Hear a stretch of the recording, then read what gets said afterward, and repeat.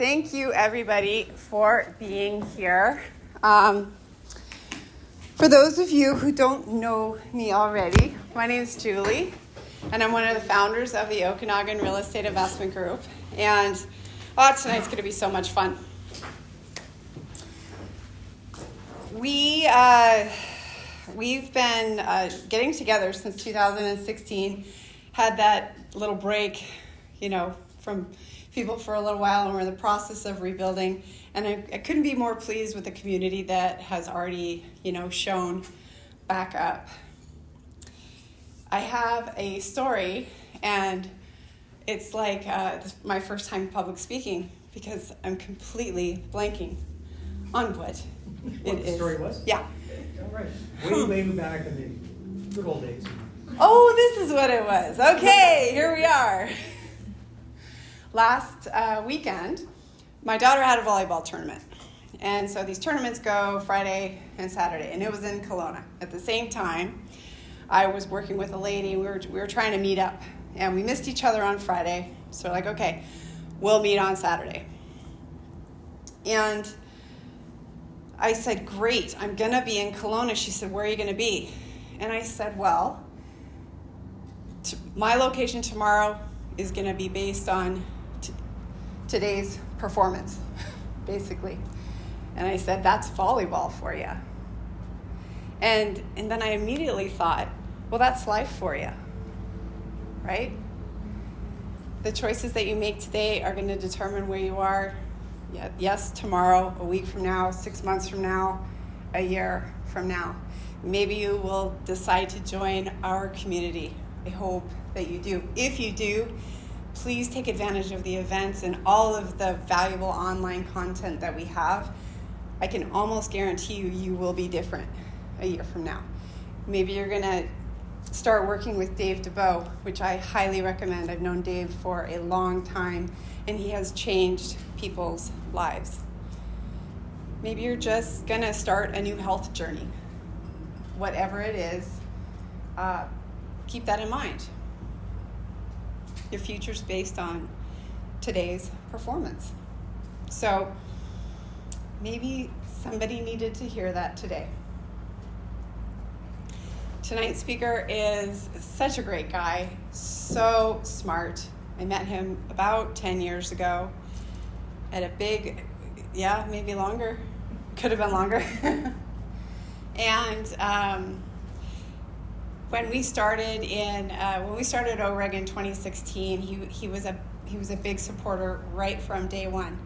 He helped us promote. He's helped me grow my coaching business, and I've learned so much from just being around him, and I know that you will too. So, without further ado, please join me in welcoming Dave Dubeau. Thank you very much.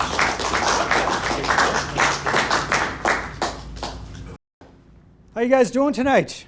Well, that's not very enthusiastic. Come on, boys and girls, ladies and gentlemen, real estate investors of all persuasions, how are you guys doing tonight?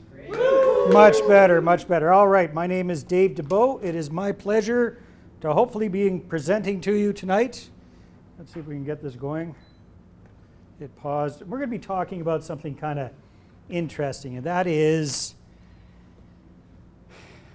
how to be seen to get the green. How to be seen to get the green. If we can get this. Oh, there we go. It's warming up. It's warming up. All right. So who here is actively investing in real estate already? Can I see some hands? A number of you? Okay, cool. Who wants to be? All right. Who would agree that it takes money to get involved in real estate quite often, right? And if you want to be doing it around this neck of the woods, do you think it takes a little bit of money or a lot of bit of money? A lot of bit of money. Who'd like to learn how to get access to some of that lot of bit of money to get going with real estate investing? All right, good. Then you're in the right place. So let's get started here with a little bit about my background. Are you ready to crack the code on finding investors and raising capital to grow your portfolio? Dave Dubeau is a successful real estate entrepreneur and marketer who has done exactly that. Prior to getting into real estate investing, Dave lived abroad for over 12 years and built a thriving business from scratch in the tropical paradise of Costa Rica. Upon returning to North America with his wife and 2 kids in 2003, Dave got started in real estate investing by doing 18 deals in 18 months.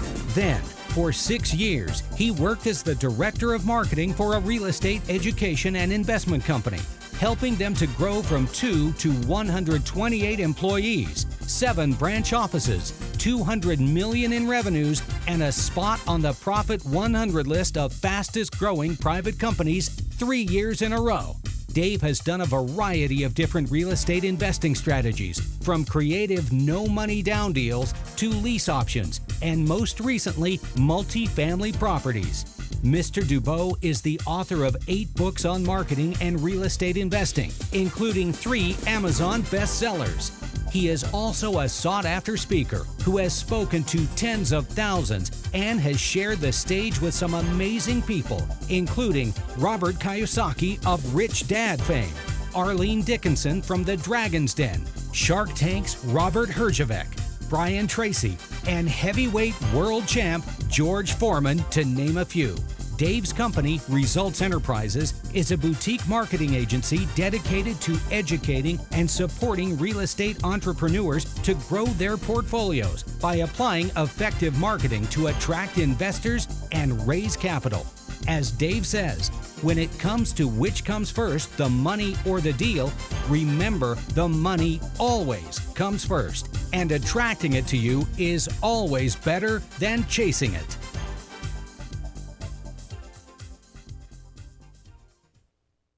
All right, you guys.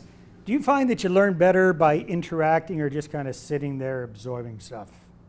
Hint, the first is what usually works better.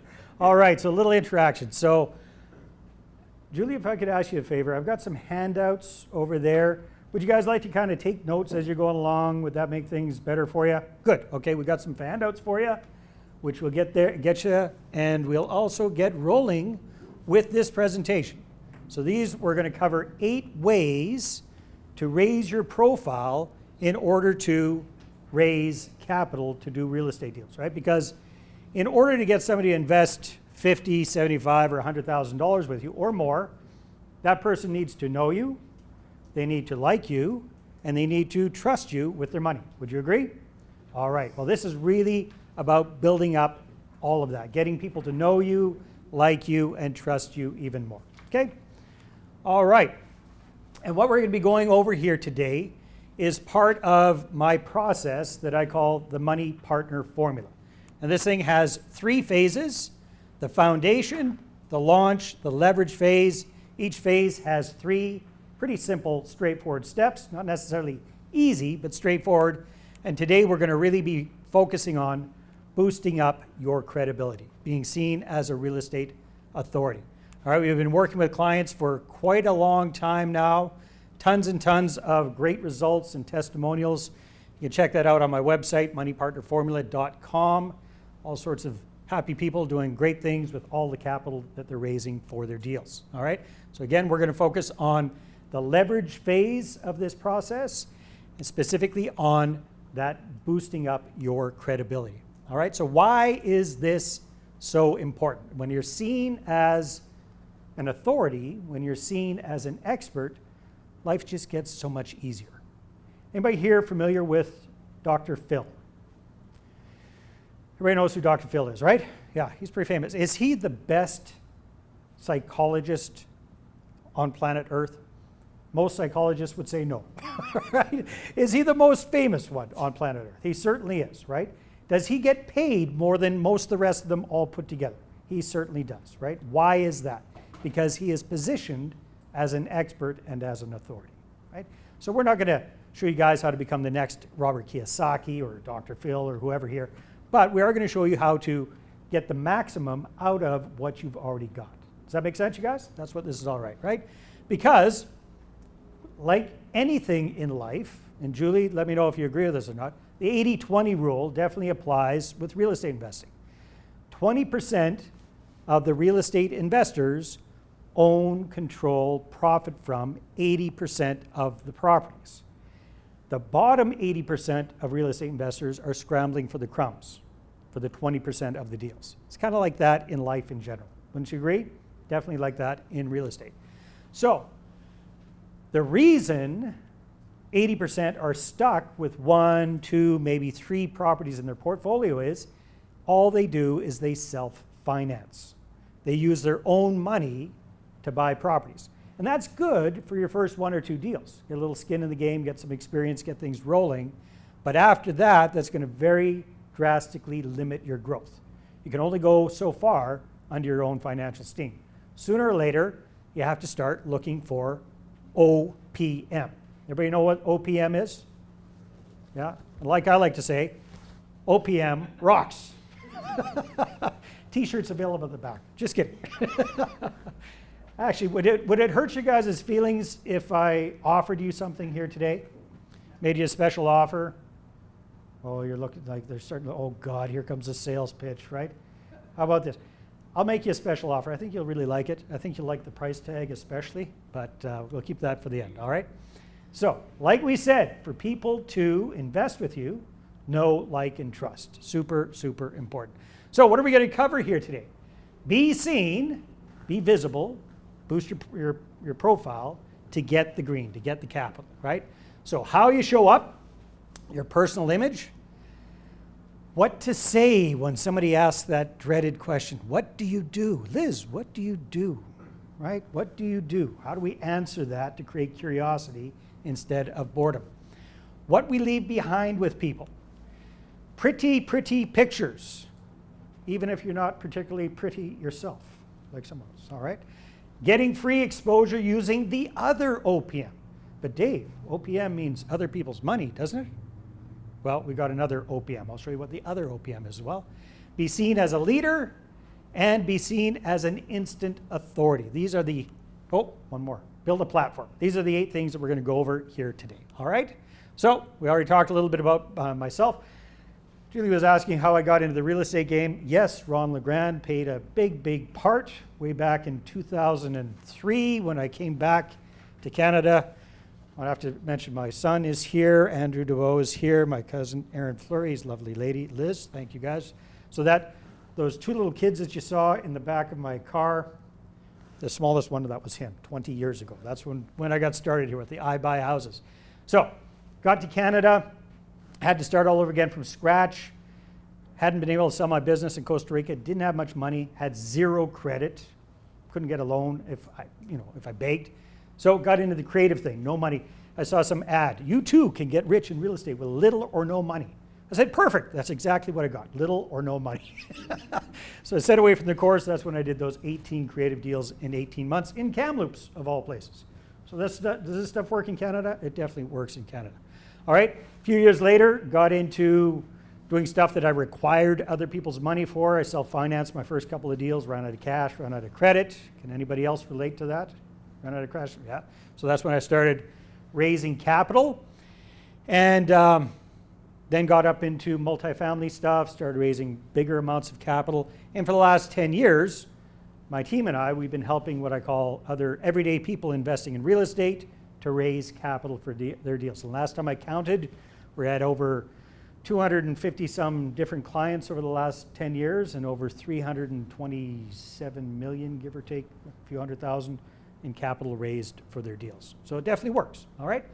So let's talk a little bit about how we show up. And what I'm talking about here is when you're going to talk with somebody about investing with you, how do you present yourself, okay? So not everyone is blessed with the rugged good looks, the devilish charm, the hella good hair of Brad and I. Okay, well, maybe not. But we could do the best with what we've got. Does that make sense, you guys? So whatever we're working with, let's make the most of it. So when Julie and I first met, we were both working with the same company. That was the Canadian real estate guru. Julie was doing a heck of a good job doing sales work there, and I was kind of the marketing guy, getting the cheeks and seats for events and stuff that they were doing. And this was a fun thing that the guru guy liked to do. We'd be putting on a big event, in Toronto or in Vancouver or wherever, we'd have somewhere between 400 and 1,000 people in the room. And he would invite 2 people up on stage. First of all, he said, hey, let's see a show of hands. Who here is an active real estate investor? Just kind of like I did, all right? People would put up their hands, and he'd invite a couple of people up on the stage. You always strategically pick who he invited up. So, and there's usually guys, right? So one guy would be a complete slob, and the other guy would be looking sharp. Julia, remember those? Yeah. It was very nerve-wracking. So these poor guys would get up on the stage. Most people are absolutely petrified of speaking in public. So imagine if there's 1,000 people in the room watching you. Get these 2 guys up on stage, and he'd say, hey, everybody, based on what you see up here, by a show of hands, who would you feel most comfortable talking about investing with them, right? So sometimes the slobby guy was an older gentleman that had a really big portfolio and been doing well for a while, and it's kind of just kicking back. And the other guy was just getting started, young and fresh and keen and ready to go. You say, who would you most likely want to have an investment conversation with? And so when he pointed to the slobby guy, which he always did first, 1 or 2 sympathy hands would go up, usually the guy's wife, his buddy that he brought to the event with him, nothing else. He pointed to the well-dressed person, all of the hands went up, right? So how we present ourselves is important. So when you're trying to raise capital, I'm not talking about everyday type stuff, but when you're trying to raise capital, I suggest dress business casual. You don't have to go over the top, right? But business casual makes a lot of sense. Guys, here's a tip for you. Just keep a blazer handy, slap it on.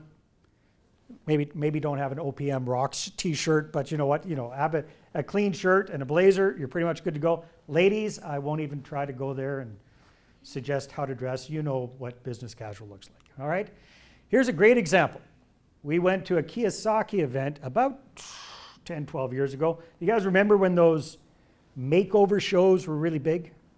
You remember those makeovers? So here we are in this Robert Kiyosaki event in Scottsdale, Arizona. And there's a whole bunch of us, Canadians went down there. Were you at that one? I can't remember. But anyhow, there was, 40 or 50 of us all went down there. And one guy was quite a successful plumber. This guy was a plumber and a real estate investor. And Kiyosaki said, hey, I'm looking for a volunteer. I've got a makeover specialist here. He's going to do a makeover for somebody. But here's the deal. You have to pay for your own damn makeover.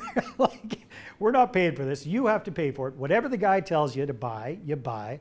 Whatever he tells you to do, you do. So that's exactly what this gentleman did. He went there. This was 24 hours apart. 24 hours difference. We didn't even recognize him when he came up on stage. Like the guy walked right by me. I knew him. But I had no idea who he was when he walked by me all dressed up and cleaned up. Can you see what a huge difference that makes? Yeah. Who would you feel more comfortable talking with about investing $100,000 in a deal? The well-dressed version, right? Just it is what it is, right?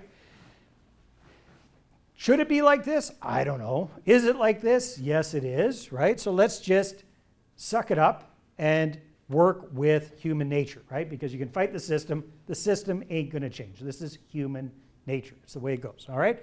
So it's up to you. Now, does that make sense? Yep. Questions or comments about that? What are your guys' thoughts? Don't be shy. Gives me a chance to have a sip of water. Does this resonate with anybody?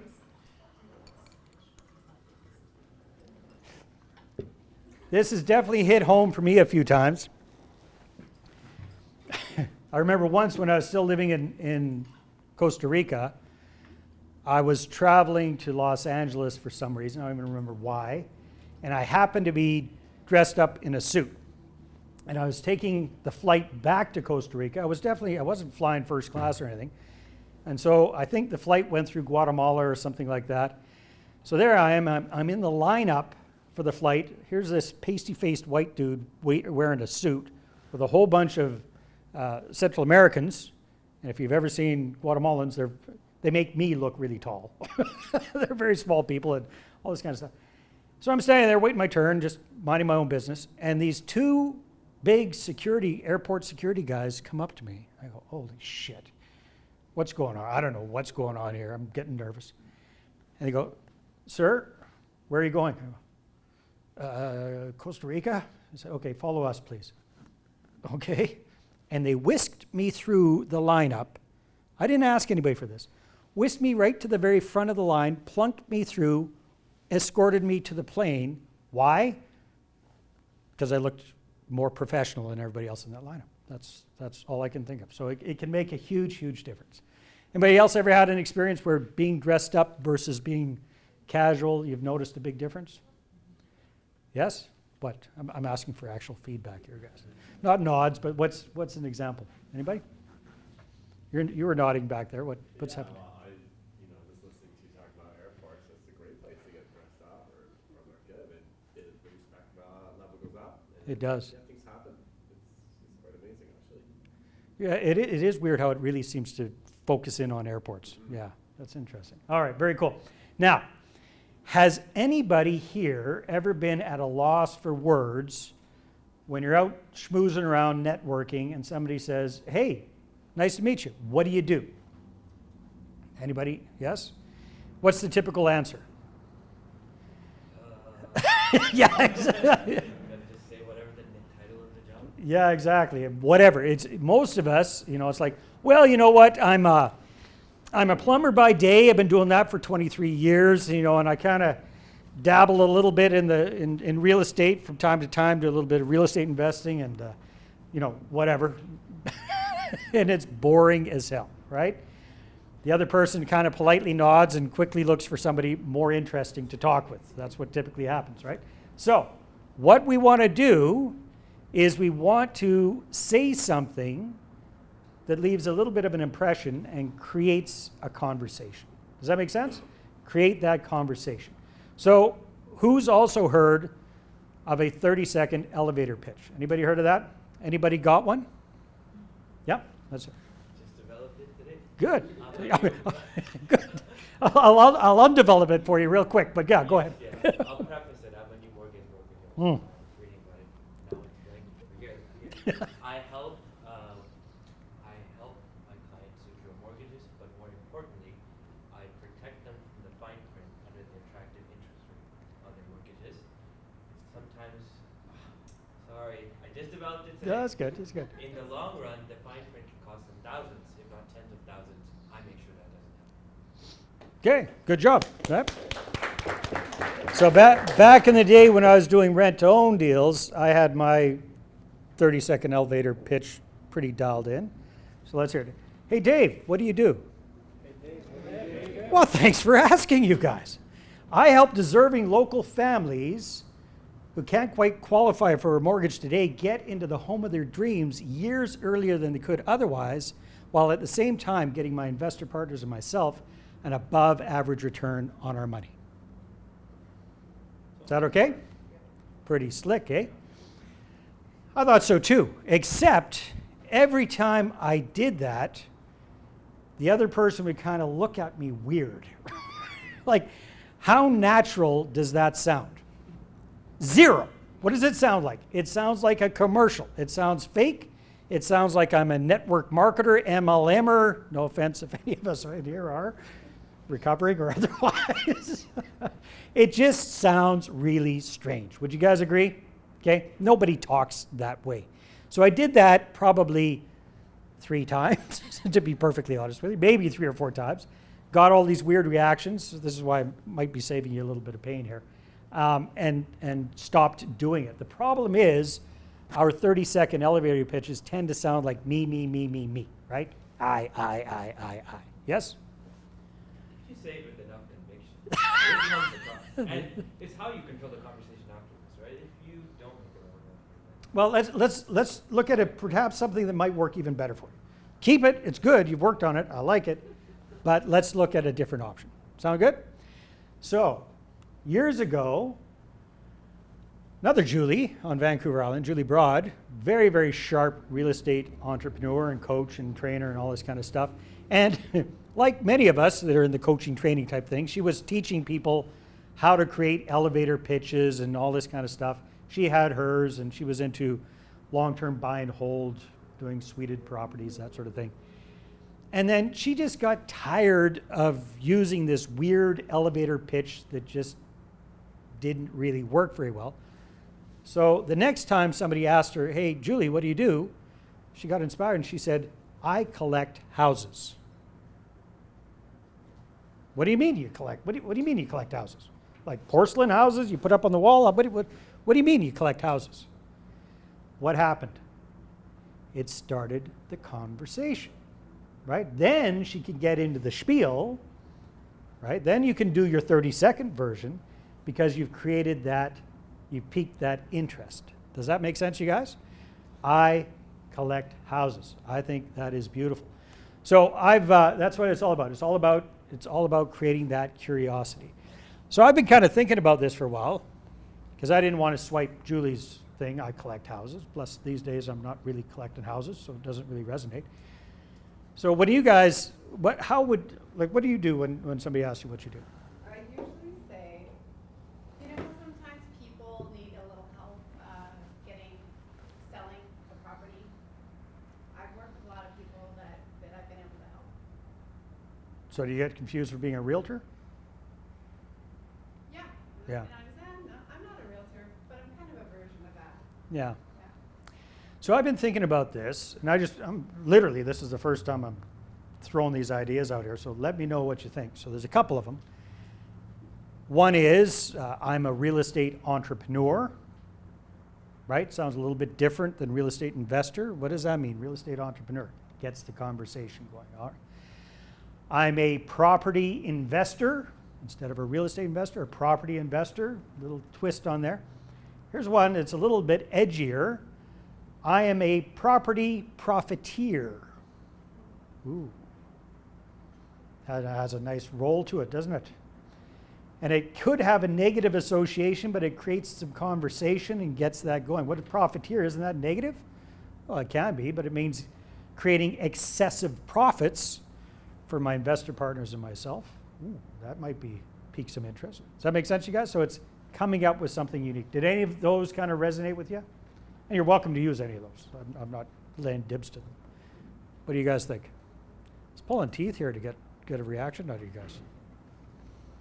All right, anyhow, coming up with your version. All right, so we've talked a little bit about how we present ourselves, what comes out of our mouth when somebody says, hey, what do you do? Next thing is, what do we leave when we've met somebody, right? So the good old business card, right? Has everybody here got a business card? Some do, some don't. All right. When I always talk about this, people go, Dave, there's not really anything exciting about business cards, not really rocket scientists. But here's the thing. Most of the business cards I see at real estate investment clubs and whatnot suck. You know, they're back in the day, people used to print them out on the little dot matrix printers and give these things out. They haven't got much better, right? So don't go cheap on your business card. If you're looking to raise capital, if you need to raise $100,000, $200,000, $300,000, $400,000 or more to buy your next property, don't go cheap on the business cards. Does that make sense, you guys? All right. So go upscale. Go a little bit over the top.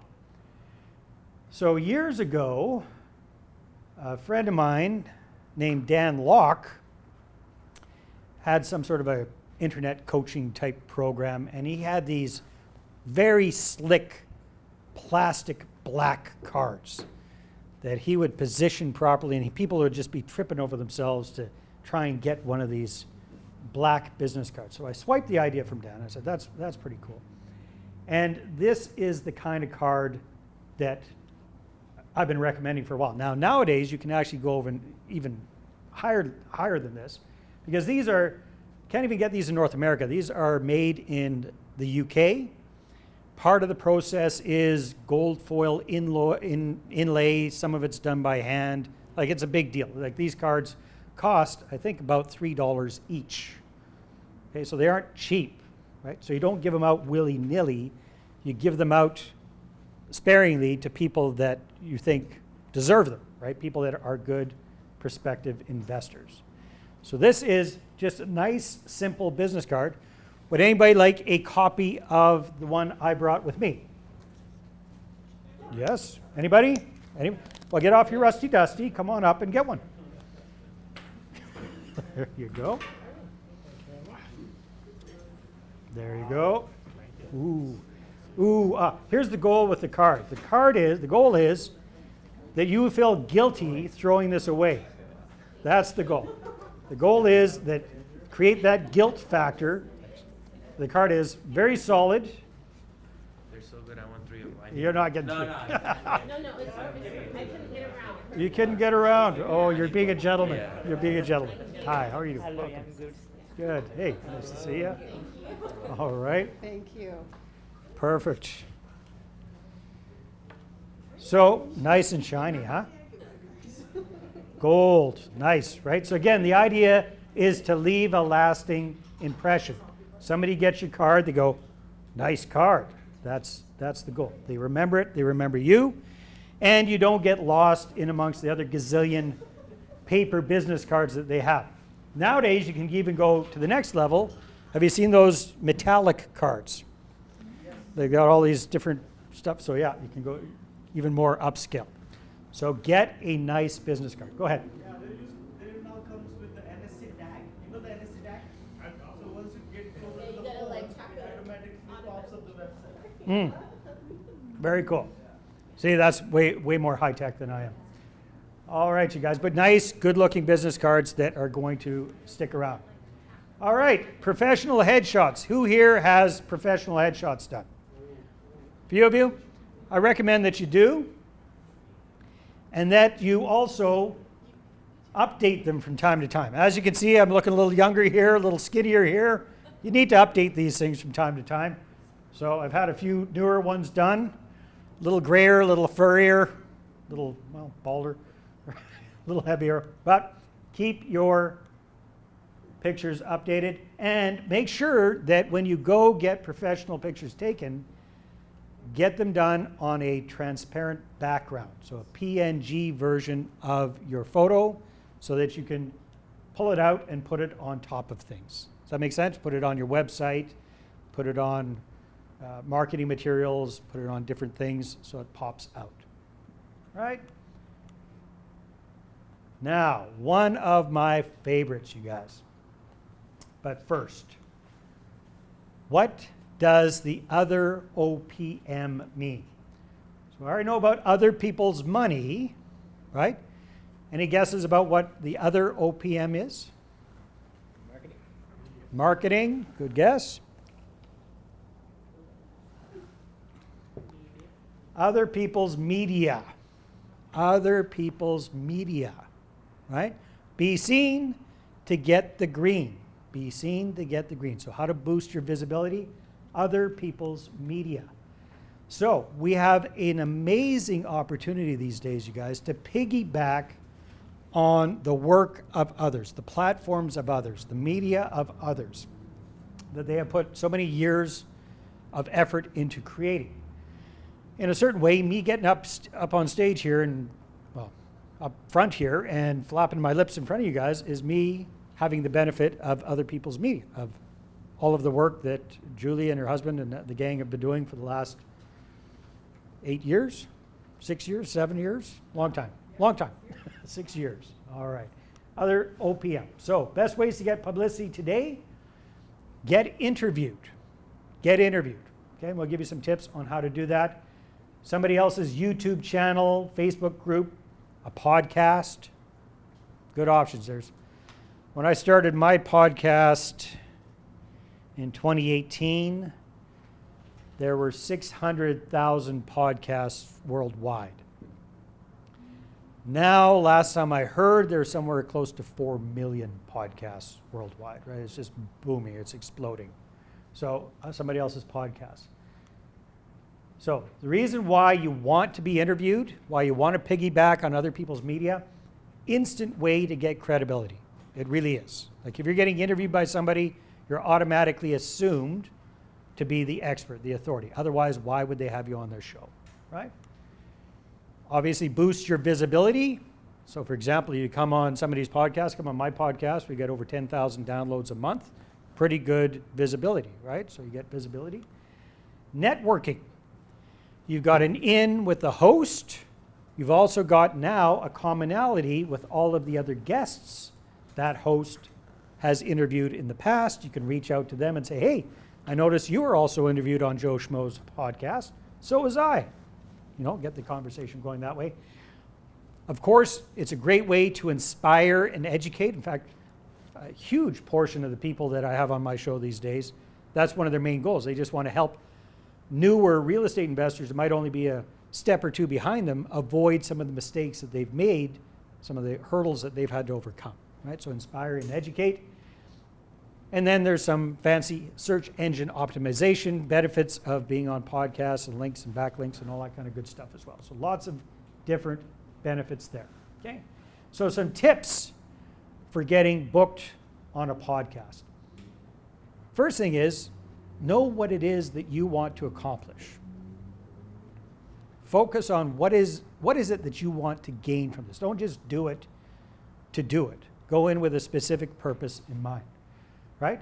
So you want to get exposure to the host's audience. That's what most people think, right? But actually, the best thing to do, biggest benefit of being interviewed on a Facebook Live or a YouTube or a podcast is the credibility it'll help you build amongst your own network, your own connections.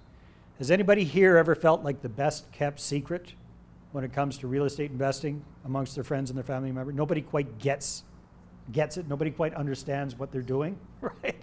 This is a great way for you to show other people what you're up to without preaching to them, without coming across as, you know, beating a dead horse kind of thing. You've been interviewed. Okay, so that's a great thing there. Great way to connect with the host, get practice, inspire people. So, let's see if this, oh yeah, this is a great one. So this is my client, this is Pete. I just had a chat with him a couple of weeks ago, and we're working with Pete to create this credibility process, really. It's all about getting in front of people and really getting him exposure to his network. Because he's been investing in real estate for almost 20 years now, self-financing all of his deals. So he's got a couple of very successful businesses. He funnels the profits from those businesses into his real estate portfolio. That's great, but it's slow going, right? So he's finally decided he wants to bring on partners, use other people's money. So that's what we've been doing. Have a little listen to what he's been able to accomplish. How are things been going? It sounds like you've been getting some traction. I've got this deal that I just collected all the money today. So fully funded, closing next Friday. So I got 4 people in on the deal, and it's fantastic. And it's fully funded by other people, and I got 50% equity and full control. So you can't ask for any more. High five, my friend. Yeah, congratulations. So I had another investor call today. Actually, it was a referral from somebody that I know. And then I got another person that I'm talking to on Monday. That's kind of cool, like a couple of referrals here and there. And then I had another guy reach out a few days ago, like an old contact that I haven't talked to in 10 or 15 years. We see each other on social media, and he just reached out saying that he's been seeing my emails and wants to connect. So I'm like, holy shit, if this is what's to come, I've got an exciting future, you know. Hell yeah. I love that guy. All right, you guys. So here, who likes the idea of getting booked in and talking on people's podcast shows, that sort of thing? One person. No, who didn't understand the question? My goodness. We're going over all the benefits? Okay. So here are some tips, you guys. And this comes from me making a concerted effort to get booked on a lot of podcasts. So myself, with the help of a virtual assistant, about a year ago, really focused on this, a year and a half ago, and I got booked in on over 150 shows, okay? I was a guest on 150 other people's podcasts and Facebook Lives and YouTubes and that sort of thing. So it definitely works. So here's some big tips. Number 1, you need something kind of interesting, a hook that shows that you're a little bit different than everybody else. Doesn't have to be drastic, doesn't have to be radical, but come up with a kind of a unique twist on what it is that you do and how you do it, right? Perhaps you're doing a different strategy. You've got a great rags to riches story, or overcoming obstacles or hurdles or that sort of thing. All sorts of different options there, right? You've got your own secret sauce, or as Kiyosaki calls it, your unfair advantage, something that you do better than most other people, that you can share a little bit about that on the show. Or you've just had really, really exceptional results in a short period of time. Whatever. Have an interesting hook to get on the show. Here's the biggest thing that worked really well for me, you guys. Really, really well. Have you ever heard that givers gain? Yes. So lead with the giving hand. I can't tell you how many people want to get on my podcast and they send me a pitch. Hey, you should have whatever, Joe Schmo on your show. Usually it's a podcast booking agency. Joe is the best thing since sliced bread. Joe's done 8 billion deals and is worth $8 gazillion, and he's good looking, and he's, whatever, and all this kind of stuff. And it's like, who cares, right? Who cares? Because everybody has the same pitch. It's just boring. So what I learned was from somebody very smart who did this to me to get on my show. Lead with the giving hand. So I remember I got this email from this lady, and she said, hey, Dave, I love your show. Okay? I listened to several episodes. I really loved the episode that you did with Julie Hoffman. I loved the part where she was talking about whatever, and she referred to it right there. So it was obvious that, yes, she had actually listened to the show. I really got value from that. I really liked it. In fact, I liked it so much, I went ahead and left you a 5-star rating and review. That's the voice of angels to a podcaster's ear, right? That's what we're looking for. Ratings and reviews. Make sense? So thank you so much. And then she put a screenshot of the rating and the review right there, proof in the pudding right there. And she said, oh, by the way, I talk about whatever her thing was. I don't know if maybe it might be a fit for the audience. If it is, it would be an honor to be considered as a guest on your show. Bang, what do you do? Reply, yes, love to have you. On she got, off went. I said, that was brilliant. I swiped that idea. Went forth and got booked on 150 shows, right? So again, here's the tip. Listen to a few episodes, leave that 5-star rating and review, screenshot it. Screenshot it. Make sure you get the screenshot, and then always focus on what's in it for them and their audience. What's in it for them and their audience, right? What's the benefit for them, okay? So lots and lots of different shows and platforms. And then you guys, what do you do with that? Here's the answer. Most people do nothing with their appearance on a podcast. That's a big mistake, right? So when you are on a podcast, leverage the hell out of it. Before, during, after, leverage, right? So, hey, I'm thrilled. I just got interviewed on the Okanagan Real Estate Investment Group podcast. It's fantastic. It's going to be coming out in a few weeks or a month or whenever it's going to be coming out. Here's a picture of me and Julie. Had a great time. I'll let you know when the show is going to come out, right? So screenshot, you and the host, put that up on the socials. So here's some folks, smart guests of ours, doing that with their appearance on my show, all right? Then when the episode drops, you got another chance. Hey, great news. My episode just dropped today. Check it out. Here's all the information. Here's the links, all that kind of stuff. Email people, put it up on the social media, do a Instagram post about it, whatever, create a reel from it, put it on your website, all your different social media profiles. Leverage the hell out of it, as seen on, right? So again, here's some smart folks doing the same thing. Or me, no, sorry, this is me doing the same that when I was interviewed on other people's platforms, right? Okay. So, you guys, got an opportunity for you, if you're a real estate investor, to be a guest on my show. These days, I've switched from interviewing the gurus and the authors and the coaches and the trainers and all those kind of folks, and I am interviewing what I call everyday people investing in real estate. And we do a daily show. So we need to come up with a lot of guests for our show. So we're actually looking for 7 people to interview in November. Very, very conversational. 70%, maybe even more, but at least 70% of the people that we're interviewing these days are podcast first timers. All right, so it's the first time they've been interviewed. We take it it's very, very easy. It's a short, very conversational interview. It's about 20, 25 minutes, and it's a lot of fun, right? It's great practice for getting on other people's podcasts as well. Great exposure, yep. When I've been on Dave's podcast, he could not make it easier for you. He's a pro, he knows how to lead with good questions. He's just, like I said, he's a pro. So it's like you can take anybody and create a good podcast. That's the idea. The idea is not to make me look good. I'm good looking enough, right? The idea is really to make the guests look good, to make you look good, feel comfortable, make this a win for you, right? Because to provide good content for our followers, it's a win-win situation. Does that make sense, you guys? All right. And it's great content for us, so we love having that. All right. You guys getting some value from this? Yeah. Yes? Good. I'm seeing everybody kind of staring up at me. It's either in rapt attention or stunned silence. What's that? That's how this room is.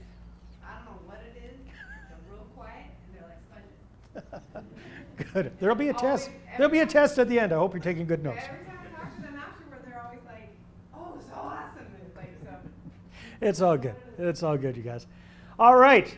So this is the 6th tip, and this is to be viewed as a leader by doing this, getting up in front of a group of people and flapping your lips. That's what it's all about, right? Public speaking. So, love public speaking. Haven't always loved public speaking. Believe it or not, you guys, I'm shy and introverted by nature. That is my nature. But I do enjoy public speaking. It has huge benefits. You get to meet some very cool people. So you already saw I've had the chance 3 times to speak on stage with Kiyosaki, gone out to dinner with the guy twice. Believe it or not, he is super shy and introverted as well. He's not, he comes across as very, very over the top. He's shy and introverted. This guy is not shy nor introverted. Big George. Everybody familiar with George Foreman? Oh my God, this guy is huge. Let me give you an idea of how big this man is. He is sitting down. I am standing up. Now, I'm not big, I'm not that tall, but I ain't that short, all right? He is a huge, look at the size of his fist. It's like half the size of my head. I can't imagine how anybody survives a punch from that guy. All right, a little stature-wise, a little bit closer to my size there. Herjavec from Dragon's Den and Shark Tank. My old buddy Ted Thomas, the late great Stefan Arnio. Yeah, lots of people had the pleasure of sharing the stage with. So, who here is kind of nervous about public speaking? Anybody? Most people are. Yeah. Can I give you some tips to help you get over the nerves? Here's the biggest thing that helped me. Toastmasters. You've probably heard it. There's Dale Carnegie training as well. That's really good too. But I took Toastmasters, so I can speak to that. Toastmasters is absolutely amazing. Now, keep in mind, I already had experience public speaking before I took Toastmasters. But it just made such a huge difference and just took my speaking up 7 notches by far. And here's what was really interesting. I remember people who were so painfully shy and socially awkward and just complete wallflowers at the beginning of this training, and literally within a few weeks coming out of their shells because they learned some tips and tactics and techniques to speak with ease in front of a group. I cannot recommend these guys enough, and it's dirt cheap. I mean, it doesn't cost very much. And here's another big tip. It's full of high net worth individuals, good people to get to know who might invest with you eventually, especially if you're doing your presentations and your practice runs and your speeches about what you're up to with real estate investing or being a mortgage broker or whatever it is that you do. right? You follow me there, you guys? Hint, hint, nudge, nudge, right?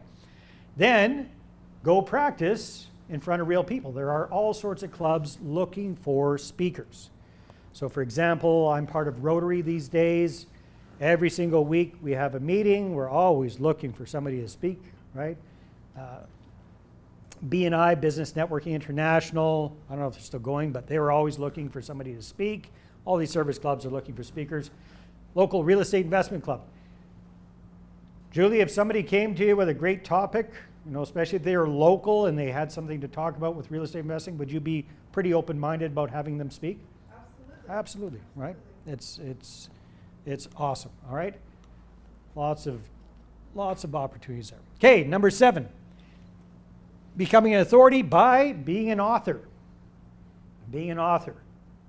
That's where the word authority comes from. Author, authority, right? So this is why I have written or co-authored actually 8 different books, 9. I just finished one a while ago. Yeah, 9 different books over the years so far.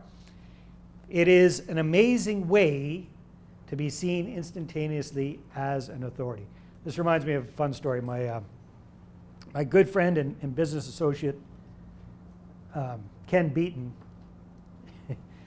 is based in Ontario, and he was kind of the king poobah in his local little real estate investment community, right? He was in charge of their local real estate club and all this kind of thing. So he had this certain stature because he'd been doing really well with multifamily investments, apartment buildings. He was coaching people and training folks and all this kind of stuff. So he was kind of accustomed to being top dog and a very, very unassuming kind of guy. But we all have egos, right? And then I'm talking to him one day, and he was kind of whiny. He was kind of complaining. He's going, "But Ken, what's up? This isn't like you, man. What's going on?" He's going, something's really kind of got under my skin. What is it, man? Well, there's this young guy who he was a student of mine, and quite frankly, he's not that bright. And it's getting on my nerves because he's kind of the golden boy now. Everybody's bringing him out to their clubs, and he's speaking all over the place, and he's doing all this. So he's jealous is basically what it was. But he was also ticked off because this kid had leapfrogged over him, right? Ken had done way, way more deals than this guy ever did or ever will. Ken had far more units in his portfolio than this guy did or would have, all these kind of things. But this guy was now positioned as a higher level authority than Ken was. I said, "Ken, well, geez, what happened? How did this happen?" He said, "Well, he wrote this stupid book." "Oh, he did? Okay." I said, "Well, yeah, he wrote this book. It's not even very good. He just wrote it." And I said, "Ken, I got a simple solution for you, buddy." He said, "What is it?" I said, "Write a book, for crying out loud. Write your own book." So I don't know how to write a book. So that's what we did. We wrote this book together, Creative Real Estate Investing for Canadians, got it out there, made a bit of a splash, and poof, voila. Ken was now back up, king of the anthill, and feeling much better about it. So you guys, if you're looking for a radical shortcut to creating authority, write a book. Does that make sense? Okay? Yeah, just works like gangbusters. Speaking of books, who would like a free copy of my book? Oh, okay. Forget about it. Yeah, no. Who would like a free copy of my book? Sure. So in real estate and in life, to get what you want, you have to take action. You know that? So that means you have to get off your rusty dusties and come up and get a book. You two ladies, if you want a copy, you have to come on up and get a book. Happy to give you a book. They're right up here. Who wants one? Don't be shy. There we go. There we go. Interaction. Remember, you guys? There you go, Ian. Good to see you. Thank you so much, sir. You're very welcome. Thank you. All right. Thank you. Andrew, could you do me a favor? Andy, could you grab those other books there? Looks like we're going to... Thanks for coming up, ladies. Look at you being all polite. Ladies first. Yep, exactly. Thank you. You're welcome. Thank you. Thanks, buddy. There you go. Awesome. Thanks, bud. All right. Help yourself. So here's the thing, you guys. Who's intimidated at the idea of writing a book? It can be intimidating, okay? I won't fib at you. But guess what? These days, it is easier than ever. Because there's this new thing called what? AI, ChatGPT. But be cautious. Do not just ask ChatGPT to write you a book. It can. If you do it right, you can do that. But here's my recommendation. Okay? So all of these books that I've done, I think only one of them I actually wrote something. The rest of them, what I did was I put together an outline of what I wanted in the book, and then I talked it. I just spoke about whatever it is I wanted to have in the book, and just whatever came out, came out. And I recorded all of that, had it transcribed, and then had somebody else who's much better at writing than I am turn it into a book. But Dave, that's cheating. No, it's not. Whose ideas are they? Right? Professional writers, do they have editors? Do they do rewrites all the time? Yes, they do. All right. So I am not a gifted writer. I don't like writing. Doesn't do much for me. Like, I get no joy from writing. But I love the effects and benefits of having a book. Does that make sense, you guys? So here's the beautiful thing about ChatGPT. Now you don't really need the ghostwriter. Now you can do the same thing, talk it all out, record it, get it transcribed, then you feed that through chunk by chunk with ChatGPT and get it to turn your material into your book. Does that make sense? Is that cheating? No. That's using tools. That's being intelligent. So that is a big, big shortcut to writing a book. Make sense? Can everybody write a book now? Darn rights. Okay? All right, very good. So what's my definition of book? A book is a business card on steroids. That's exactly what a book is. So, speaking of books, Julie, do you know July? Julie, so many Julies and Julys. Okay, this is my old friend July Ono, who I first met in 2003 when I was first in Canada. Yes? Sorry, Dave. I'm just asking about books, like to publish and stuff. What kind of costs are you looking at? All across the board, man. It's It's a range. I mean, you can get them. You can put them up on Kindle and on Amazon, and it doesn't cost you hardly anything. But you know, printing them is what costs, right? Yeah. So anyhow, July Ono, met her back in 2003 at a T. Harv Eker event, and she was just getting started in real estate investing. She had, I think, her first condo under her belt. Interesting story. Talk about rags to riches. She is Japanese Canadian, second generation. And she's the eldest of 3 daughters. So I don't know much about Japanese culture, but evidently those are the ones that the parents expect the most of, and they're supposed to take care of the parents and all this kind of stuff. So July promptly went out and got divorced, got fired from her job, and went bankrupt, and moved back in with her parents in their basement, all within a very short period of time. So this was a drastic fall from grace for July. So she thought, okay, now it's time to get my you-know-what in gear. She got inspired, she got educated about real estate investing. And when I first met her, she had her first 1 or 2 deals under her belt. She scraped up a few investors and bought a little condo somewhere. Fast forward a dozen years, and July had over 500 units in her portfolio, apartment buildings across the country, up in northern BC, over in Thunder Bay, Ontario, and a couple of years ago, she and her husband Steve cashed out and were going to kind of sail off into the sunset. Then she got bored, so she's getting back into it. She started to do development type deals. And speaking of writing books, she's written a couple of different books. It's really helped her. I don't know if they're still in print or not, but she's got a really good book about networking. God, do you remember what the name of her book is? I think, well, I thought it was your network is. Yeah, your network is your net worth or something like that. Anyhow, good book. Oh, yeah. So July actually hired us to help her with her capital raising marketing. I said, July, you've raised way more capital than I have. What do you want my help for crying out loud? She said, the systems. She had a guy working full time for her, $60,000 a year.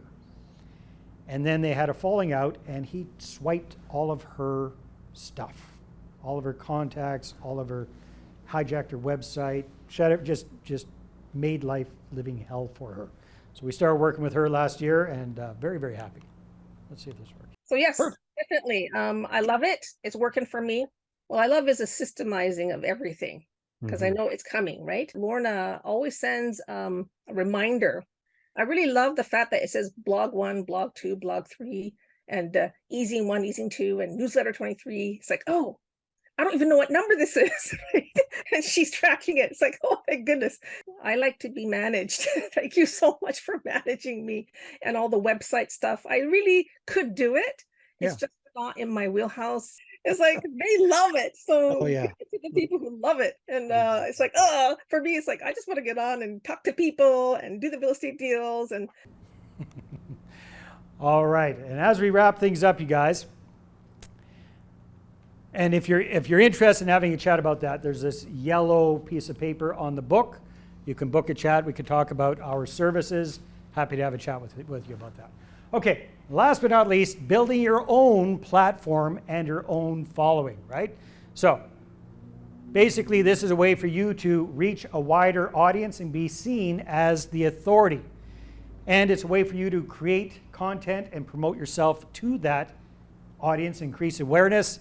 And it really, really does shine the spotlight on you and make you look like the authority in that area, that's for sure. So all sorts of different platforms. Everybody, if you're serious about real estate investing, you need your own website. Definitely need to have your I Buy Houses website or whatever it is that you're focusing on. So my website is moneypartnerformula.com. Facebook groups, that's a good idea as well. So Julie, you've got a Facebook group for the gang here. I've got mine as well. How to Raise Capital 101 group for real estate investors. Your own real estate investment club, not allowed to have that. She's already got the corner on the market here. Got a great one. So meetups, those sort of things. Your own YouTube channel definitely can work very, very well. Podcast. This is probably my favorite by far. I just really enjoy doing the whole podcast thing. So propertyprofitspodcast.com. All right, you guys. So there we go. Here's a quick little wrap up. We talked about the first one, your personal appearance, especially when you're talking with somebody about investing with you. Dress up a little bit, business casual, you guys. What comes out of your mouth when you're networking and you're meeting people, try to create something unique, that curiosity hook, right? And then switch it into when they lean in and say, oh, really, tell me more about that. That's when we get the opportunity to do the 30-second thing. Business cards. Invest a few bucks, get some really good business cards put together, get some professional headshots done, access other people's what? The other OPM? Good, you're paying attention. Bonus points. You get a free book. Oh, you already got one. Okay, be seen as a leader. Be seen as a leader. Public speaking. Nothing beats public speaking for that. Lots of opportunities there. And then if you want to be an instant authority, become an author. All right, build a platform. Oh, you guys remember I said, would you be interested in a special offer if the price is right just for you guys here today? Special discount OREG pricing. Anybody interested? Yeah. Very quiet. Oh, there we go. We got enthusiasm. All right. So you guys, what I've done is I've put together a podcast PR publicity package. The Investor Spotlight podcast publicity package. So what does this include? This includes a VIP interview on my podcast. It's called the Property Profits Real Estate Podcast. Julie's been a guest twice at least, maybe 3 times over the years. Started in 2018. We're at around 600 episodes and counting so far. It's now a daily show. It's top 2.5% globally. Get over 10,000 downloads per month, so it's pretty good access there. Value of that is $1,500. The reason I say it's a value of $1,500 is there are shows out there that are pay to play. You have to pay $1,000 or $2,000 to be a guest on their show for an equivalent kind of a show. So that's the value put on that. Now what we're doing that's kind of cool is we're doing done for you, ready to go, plug and play social media posts, right? For before, during, and after your podcast interview. So you can just copy and paste these and they're ready to go, making you look good. Personalized podcast artwork, your picture with yours truly. Hard to put a price on that, but you get a copy of that as well. Unlimited audio and video usage rights. So you can use your episode any way you want, slice it, dice it, splice it, put it on your YouTube channel, put it on your website, whatever you want to do. You've got, plus it goes on ours, obviously, okay? And then we're going to write a custom article or blog post for you based on your interview. So again, making you look like the expert, like the star. We put that in there, and that's another bonus for you as well. And we'll even create 2 or 3 reels or shorts, those short form videos, the vertical ones that all the cool kids are doing on the TikToks and the Facebooks and what have you. So we'll get those for you, get those ready to go. You just plug and play. Does that make sense, you guys? Okay. So there are podcast services out there that will do parts of all of this, and if you kind of hodgepodge it together, getting booked on shows, paying to get booked on shows, getting all the stuff created and written and all that kind of stuff. It's over a $3,600 value. Would you guys like a special opportunity here today? And today only, one time only. Anybody interested? Yes? All right. How do you like them? How do you like them apples? Is that a good deal? It is a good deal. All right. It's free for you guys. Free for you guys. But there's a catch. There's always a catch, isn't there? All right. I'm going to limit this to 5 OREG members max, right? Because this is free to you, but guess what? It costs me something to do this. This is not something we do with all of our guests. This is something we do for extra special VIP guests, which you guys get to be, right? It's by application only, so you need to go to daveinterviewyou.com, fill out the questionnaire, and we do reserve the right to refuse service, all right? So just because you apply doesn't mean you automatically get it, right? So we can decline applications if I don't think they're a good fit. So who am I looking for? I'm really looking for everyday people investing in real estate. Investing in real estate. Does that make sense?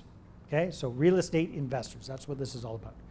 And here's the thing, so that I know it's you guys, make sure you use the code OREG in the question that says, the first question says, how did you hear about us? So make sure you write in OREG so I know you came from this group. Fair enough? Okay, good stuff. There you go. That's it for me, you guys. What'd you think?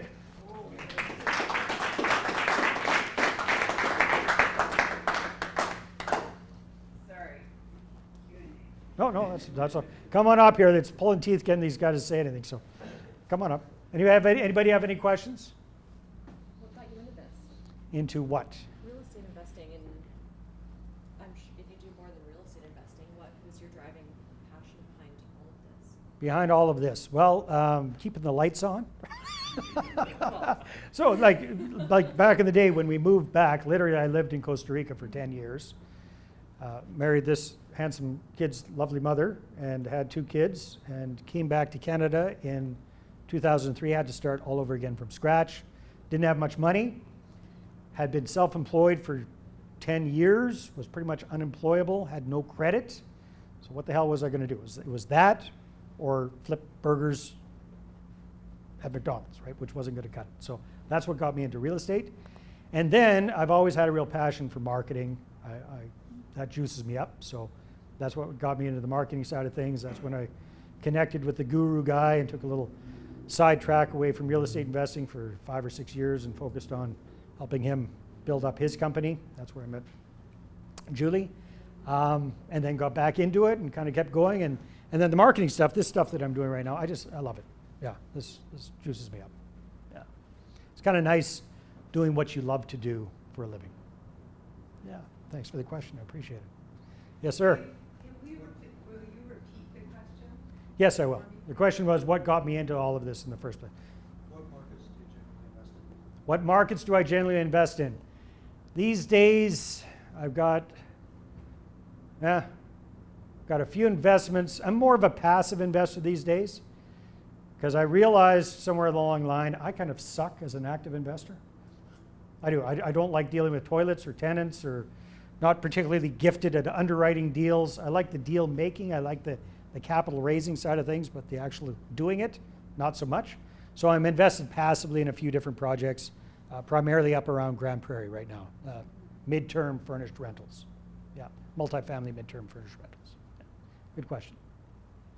Anything else? Yes, sir. Yeah, Dave, obviously we see the cycle of real estate now.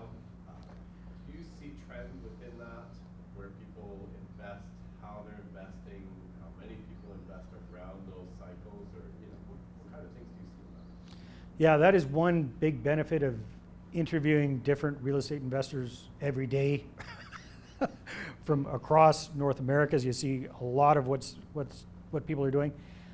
I tend to have interviewed a lot of people from Ontario recently, and a lot of them are getting the hell out of Ontario. A number of them are getting the hell out of Canada. So a lot of Canadians are starting to invest in the States just because of pricing and cash flow and landlord tenancy laws and regulations. A good number have actually gone down to Costa Rica. Like a lot of my contacts and connections, especially from out east, have literally moved down to Costa Rica and started doing stuff down there. But as far as like what do I see with markets and stuff, here's what I learned at the beginning of the pandemic. Julie, you'll remember this. At the beginning of the pandemic, you remember when everything shut down and all of us were crapping our pants going, what the hell's going to happen? You remember that? It wasn't that long ago. It seems like a long time ago. So I remember right up until then, I was so proud of myself because at that point I was doing live events like this. This was my bread and butter of my business. I'd fly across the country and go speak at real estate clubs, do my little song and dance, and sell stuff, basically. That's what I was doing.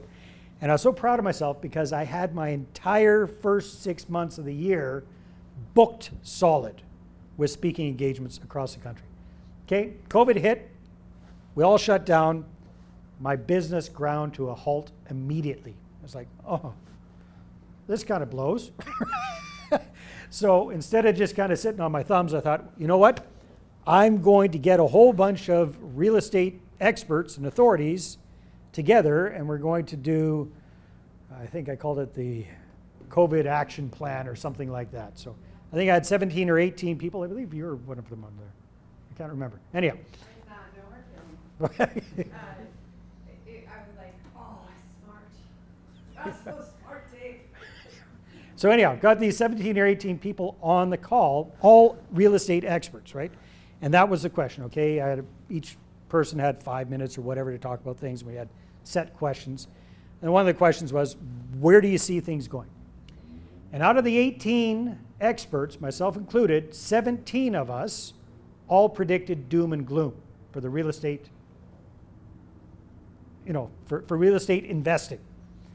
Doom and gloom. How could it not be doom and gloom? Like business is grinding to a halt. This is before CERB was invented. This is just when things were happening. So nobody could leave their houses. Nobody could go to work. Nobody's making money. Couldn't stay close together. All this kind of stuff, right? Doom and gloom. One guy, Stefan Arnio, was the only one who predicted more or less what was going to happen. Everybody else, myself included, was dead wrong. So what that taught me was it reinforced the fact that nobody frickin' knows what's going to happen. Nobody's got the crystal ball. And the guy who did have the crystal ball died about 3 weeks after that of cancer. Yeah. So, yeah, I don't give any predictions anymore. I really don't. Yeah. Long-winded answer to a short question. Yes. How do you typically structure these deals? So let's say you got 5 Joe and Jennies. They want to give you the money. Are they giving you money just for the down payment, the full thing, and what's the value to them? Yeah, it's all over the board. Good question. So let's say, just give me an example of a typical deal and I'll give you it. Okay, you want to buy an apartment complex. I don't even. Okay, well that might not be a typical deal. Most people here aren't buying apartment complexes. They might be buying a duplex.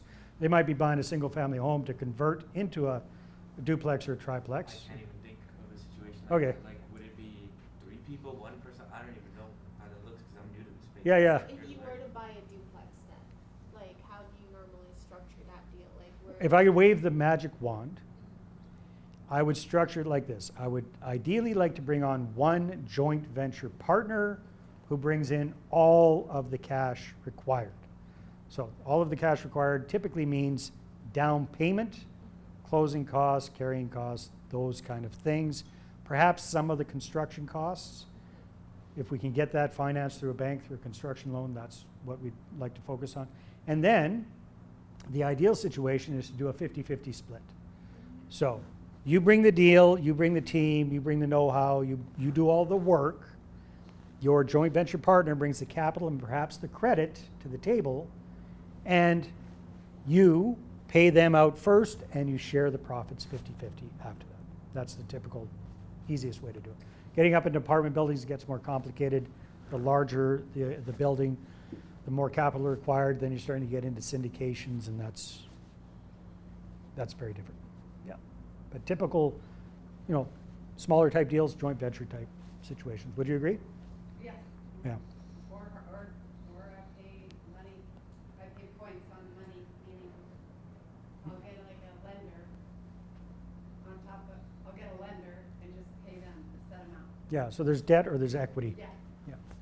But it's like a whole other, like literal event. And awesome. Yeah.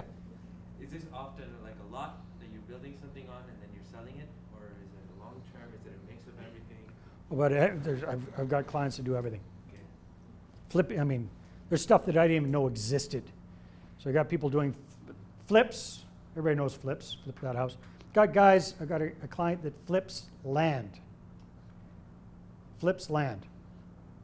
And yeah, amazing business. Tax liens, tax deeds down in the States, the BRRRR strategy, short-term furnished rentals, mid-term furnished rentals, self-storage facilities, tiny homes. One guy I interviewed recently, really, really cool. He's got this tiny home business in Ontario where he built a luxury tiny home with a Nordic spa experience on 10 acres of nothing out in the middle of nowhere. And he's charging $550 a night. He's booked up 365 days a year. Pretty nice, because the Nordic thing, hot sauna, hot tub, cold dip, sauna, the whole bit. Plus they're out in the middle of 10 acres. You can run around buck naked and nobody cares. So it's very, very popular. So there's all sorts of different things. There's just so many different ways to invest in real estate. It's cool. Good questions. Yes, sir. Yeah, this one's a little more streamlined towards something. So there's a bit moving going on now about the whole thing of developers building rental units. Build to rent, yep. Yeah. So I'm curious about that side for investing in, or what, have you had that before where you see people go in, I look at the other side of it as how to get people paid back or investors paid back, and try and figure out how would you possibly do that in a good time scale. Just sort of the rules around it. We see things changing within that. Any thoughts on that kind of thing? So thoughts on bringing on investors to do development deals, build to rent development deals, small multifamilies, whatever it's going to be, right? Yeah, I've got several clients doing exactly that. And typically they're bringing on equity partners. So in these cases, they probably have to do a number of joint venture partners coming on board, or perhaps even a syndication to make that happen. But they bring on a number of partners, and it's a long-term play. It really is. But the beautiful thing is it's got multiple lifts on it, right? So if you're starting from dirt, then you're adding value, massive value, every step of the way. So buying it as it is, if it's not, hasn't been zoned or rezoned properly, that's the first lift. So you get it rezoned, that just massively increases the value of that property. Go to the next stage where you're getting the permits and you're getting everything kind of set up, shovel ready. That's the next stage, huge big lift there. Then you start building stuff on it, boom, really, really increases the rate. So, there's nothing written in stone, but the goal is, from what I understand, is to, once they've got it all built up, stabilized, and going, is to kind of do it almost like a BRRRR. You refinance it, and then you get your investors a good chunk, maybe not all of their initial capital back out, but a good chunk of their capital back out, and they continue to be equity owners in that property long into the distance, right? Did that answer the question? I think so, and it definitely helps. Okay. Yep. Sorry, I'll go here. What's the Toastmaster training? Pardon me? What's the Toastmaster training? Toastmasters is an organization that teaches you how to speak in public. And there's lots of clubs in Kelowna. So you can go check it out. I think you can go attend a few meetings at no cost, just to kind of feel what it's like, what it's all about. Did somebody look up Toastmasters in Kelowna? Did somebody look? No, I thought maybe you were looking at it. I think she was saying it's early in the morning. No, well, no, there would be several clubs though. There'd be morning clubs and evening clubs, and yeah, so good. Sorry, you had a question? Yeah, so you've got quite a lot of experience in this space. I'm sure you must have like a list of 3 to 5 things you look at it when you see an investor and you say, this qualifies them, or this is, no, they don't have these 3 things. So how do I qualify my investors? Yeah, that's a really good question. So you want to make sure, I mean, obviously, money is one of the first things you're going to be looking at. Can they afford to invest in my deal? Not only that, can they more than afford to invest the minimum amount I need for this deal? Because here's something I learned early on. If you bring, let's say for even numbers, let's say you needed to raise $300,000 for a deal. You got a choice. You can bring on 10 people with 30 grand each and herd cats and work with 10 different partners on that deal, which is an absolute nightmare. Or you can bring on 3 partners with $100,000 each. Always, always, always go for the 3 partners instead of the 10 partners. The fewer cooks in the kitchen, the better. Plus, typically, if you're bringing on smaller investors, you think you're doing them a favor because you're letting them get in with 20 or 30 grand into your deal. But really, if that's all the money they have, they are laying awake at night worrying about their money, and they got you on speed dial, and every time they hear something negative about real estate on the news, who are they going to call? Not Ghostbusters, you, right? They're going to call you. So they are an absolute pain in the ass. You think you're doing them a favor, but you're going to get bit, right? Did that answer the question? So that's the first thing. I want to make sure that they can more than afford. So people that can put in $100,000 without it being that big of a deal, much better to work with. And then the other thing I want to make sure that we're on the same track with is time frame of the deal. So I always shoot for under promising and over delivering. So if I think, for example, you're doing a burr and you think you're going to have this all wrapped up and ready to go in 6 months, tell them 18, right? And then if you come in at 6 or 9 months, you're going to look like a hero. But if you promise them 6 months and it takes you 7, you look like a schmuck, right? So under promise, over deliver when it comes to the time. Same thing with the anticipated returns. This is something I learned a long time ago. Under promise, do your best to over deliver. Do not go based on best case scenarios, because quite often they don't come to fruition, right? So go based on something very, very conservative that you've got a high likelihood of exceeding. And then make sure so they're on board with the time frame, and then also make sure that they are not a control freak, so that you are the person in charge of the deal and they understand that they're going to be a silent, mostly silent partner, unless there's some big thing that you have to decide on. But your job is to do all the work. Their job is to enjoy a passive return on their investment. Good question. Yes, sir. Use promissory notes very often. I've been involved with those, and if so, how do you suggest using those? How do you set them up? How do you contract that? What's kind of some guidelines around that? Well, promissory notes are pretty much exactly what they say. It's a fancy way of saying an IOU, right? So I'm not a big fan of promissory notes. So basically a promissory note is, what's your name? Sorry? Dave. Nice. Must be a hell of a guy. So Dave says, hey, Dave, I've got this great deal. I want to do it. I need to borrow some money from you. Can you lend me 100 grand? I'll give you 10% on it, secured by a promissory note. So that basically means that I'm going to give Dave my 100 grand. He's going to give me a piece of paper that says, I, Dave, owe the other Dave 100 grand. and I promise to pay him 10% on this, and I'll give him all his money back in whatever the time frame is. That's pretty much what that is, right? Probably should go through a lawyer, but by its nature, it is unsecured, which I'm not a big fan of. A lot of people are doing that. There has to be a lot of trust involved between you and the other person. Promissory notes are typically kind of better used with close family, friends, people that you have a really, really good trusting relationship with. Or you've worked with somebody often enough that they become a good friend and they know that you know your stuff. So otherwise, I really prefer to have people secured on title. And I guess you could register that. You could cloud title with something like that. But it'd be better to have some sort of a joint venture agreement or a second mortgage or something like that on title for them. Yeah, good question. I don't know if that answered it or not. Kind of? Okay. Good. Yep. Yeah. I want to ask a bit about rent to own. Yep. You've had experience, I know Julie has experience with that as well.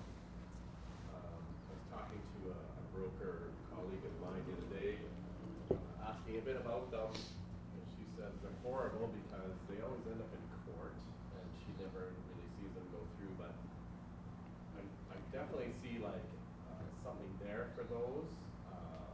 Whether that's in the future or not, I don't know how much it's going to be utilized, but you know, I'd like your thoughts a little bit more on the... So mortgage broker or realtor? Well, this person I was just asking, like I said, do you ever see this kind of thing? No, but is she a mortgage broker or a realtor? Oh, sorry, she's a mortgage broker. Mortgage broker, okay. So she hates the idea of it, but... Most mortgage brokers do. Yeah. Most of them do. So you have to work with a good one who understands it and can help your tenant buyer get qualified for the financing.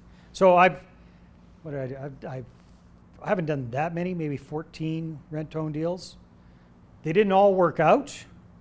Some of them did. I never went to court once, so that's not necessarily true.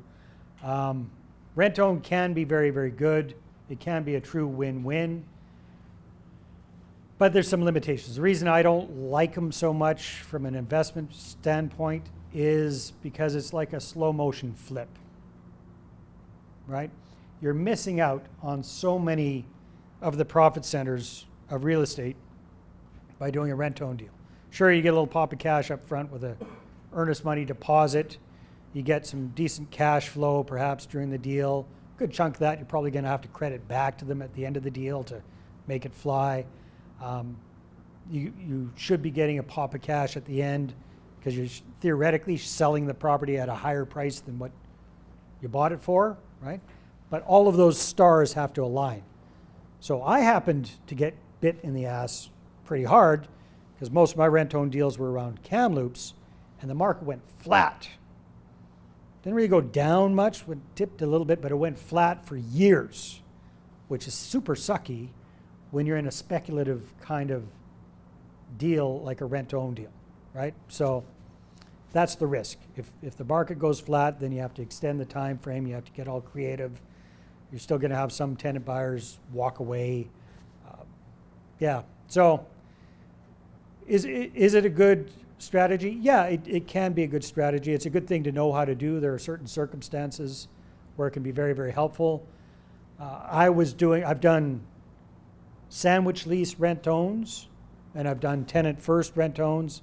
If I were to do it again, I probably would not do tenant first rent-owns, which means you find the tenant, go buy them a house, and rent-to-own it to them for 2, 3, 4, 5 years until they qualify.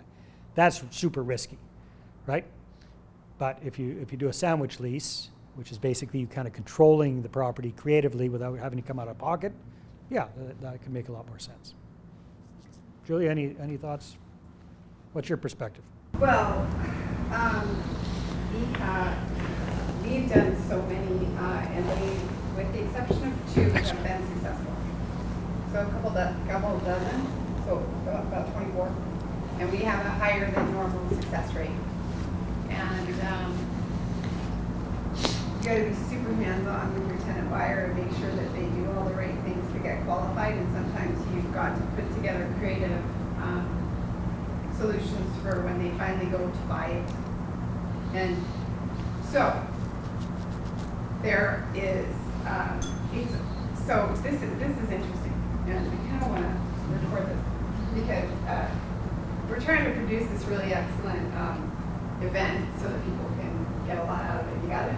Okay, awesome. So this just brings me to the first thing, which is take advantage of Dave's offer if you can.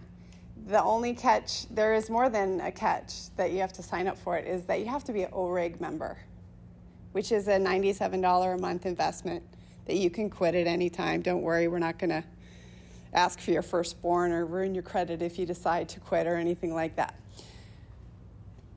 And almost every question, we have had an event that is in our recorded library that will answer everything in depth that you asked, answer so many things in depth, that all the questions that you've asked, Burke, as well as you, Dave, and Shripad. We have that topic covered in our whole library. We have a couple thousand hours of pure real estate content. So as much as I'd like to fully answer that question, there are just so many facets to it. That said, there are 3 rent-to-own events that we've recorded. One of them is actually by Jeff Lytle's dad, who's sitting here in the audience. It's like bring your kid to work day to day. My daughter's here, your son's here, Jeff's here. And so the 3 main topics in the one that I recently did in the last year, so it's still pretty relevant, are in-depth sandwich lease options, tenant first, and plain old normal rent to own, which is actually lease option. Now, the other thing, though, I want to bring up that a lot of people don't think about is if you're interested in commercial real estate investing, lease options or rent to own is very, very common. And we are actually doing that right now with some land in the west side. And it's commercial, so it's easy and everybody understands it. So mortgage brokers do hate it, but some mortgage brokers get kind of a kick out of it because it's a bit of an adventure, it's a bit of a challenge, and they're gluttons for punishment. And sometimes it's just a challenge, right? So that's really been our experience, is finding the right mortgage broker who wants to take on that challenge and ideally has experience as a real estate investor themselves. Yes, and in rent to own themselves. And again, preparing your tenant buyer for 3 years from now, 4 years from now, 5 years from now, checking in on them, babysitting them constantly. And it's a great win-win. And I'll say, by the way, we went through horrific financial disaster from the recessionary times, 2007, 2008. And we bought our house that I still live in today with an 8-year rent to own. And I had a credit score of 420. So if it can work for me, it can work for anybody. And it wasn't necessarily easy, okay? I'm not saying that, but it can work. So that's what I have to say about that. Awesome. All right, you guys give yourself a round of applause. Yeah. Bio break time. We're just going to network for the rest of the evening. I had some ideas for the second half, but I'm going to save those for next month. We've covered a lot of information. Hasn't it been amazing? I've seen this presentation before, but of course I haven't seen this presentation. There is so much more content than the last time that I saw it. I love how every time Dave shows up, he just barfs information all over you that you can go and use right after this event. You can go and use it. You can go on social media and talk about how much you learned at this event.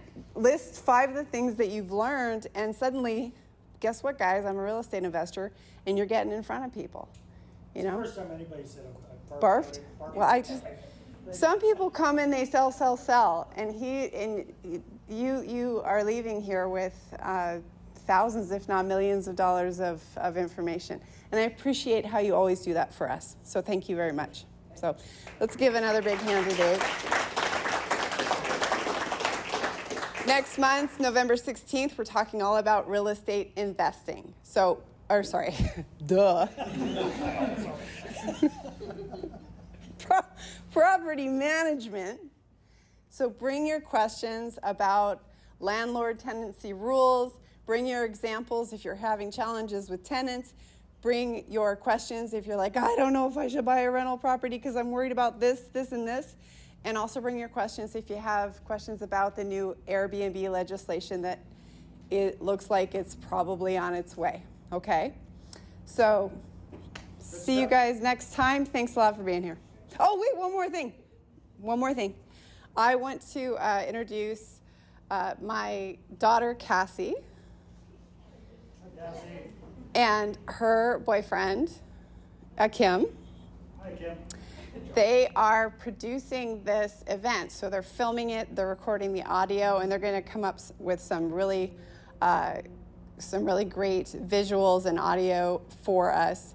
And if you are needing that kind of work for your marketing, please let me know. We're also going to be putting some marketing information out there for Kim's company called Irisphere.